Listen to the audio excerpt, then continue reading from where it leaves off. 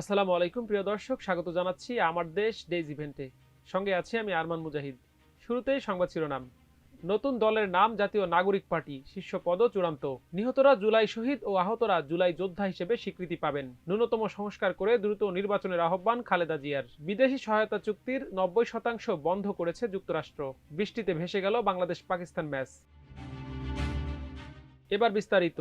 জাতীয় নাগরিক কমিটি ও বৈষম্য বিরোধী ছাত্র আন্দোলনের উদ্যোগে শুক্রবার আত্মপ্রকাশ করছে নতুন রাজনৈতিক দল।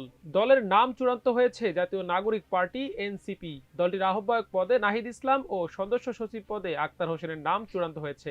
এছাড়া নাসির উদ্দিন পাটোয়ারিকে প্রধান সমন্বয়কারী, হাসনাত আবদুল্লাহকে দক্ষিণ অঞ্চলের মুখ্য সংগঠক ও সার্জিস আলমকে উত্তর অঞ্চলের মুখ্য সংগঠক পদে চূড়ান্ত করেছে দলটি। আজ দুপুর থেকে বিকেল পর্যন্ত রাজধানীর বাংলা মোটরে জাতীয় নাগরিক কমিটির কেন্দ্রীয় কার্যালয়ে নাগরিক কমিটি ও বৈষম্য বিরোধী ছাত্র আন্দোলনের যৌথ বৈঠক হয়। সেখানে এসব সিদ্ধান্ত চূড়ান্ত হয়েছে বলে একাধিক সূত্র আমাদের দেশকে নিশ্চিত করেছে।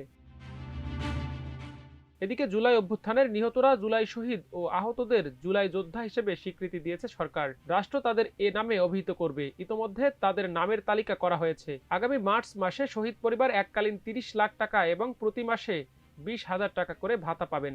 আজ রাজধানীর ফরেন সার্ভিস একাডেমি মিলনায়তনে প্রধান উপদেষ্টার প্রেস সচিব শফিকুল আলম এসব তথ্য জানিয়েছেন। তিনি আরও জানান, অভ্যুত্থানের নিহতদের পরিবারের সক্ষম সদস্যরা সরকারি ও আধা সরকারি চাকরিতে অগ্রাধিকার পাবেন। আহতরা 3 ক্যাটাগরিতে চিকিৎসা ও সুবিধা পাবেন।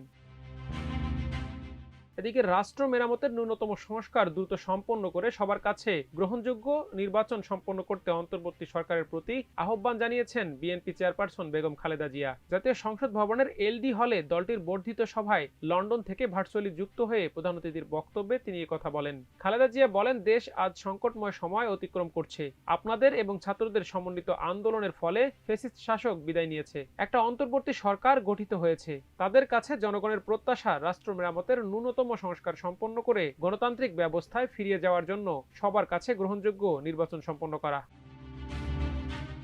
এবার আন্তর্জাতিক প্রসঙ্গ।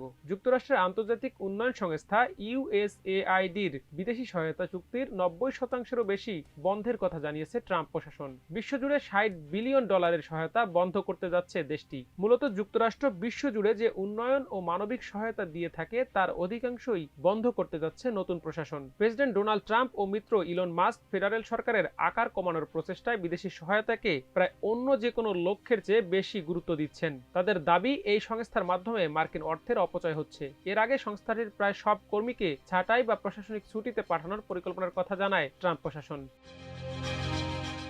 সবশেষ খেলাধুলা। চ্যাম্পিয়ন্স ট্রফিতে নিজেদের শেষ ম্যাচে আজ পাকিস্তানের বিপক্ষে মাঠে নামার কথা ছিল বাংলাদেশের। তবে বৃষ্টির কারণে টসই হয়নি। প্রায় 1.5 ঘন্টার অপেক্ষার পর ম্যাচটি পরিত্যক্ত ঘোষণা করা হয়। ফলে দুই দলই 1 পয়েন্ট করে পেয়েছে। এবারের আসর থেকে বাংলাদেশের প্রাপ্তি এই 1 পয়েন্টই।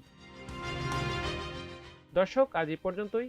সবাই ভালো থাকুন, সুস্থ থাকুন, আমার দেশের সঙ্গে থাকুন। আল্লাহ হাফেজ।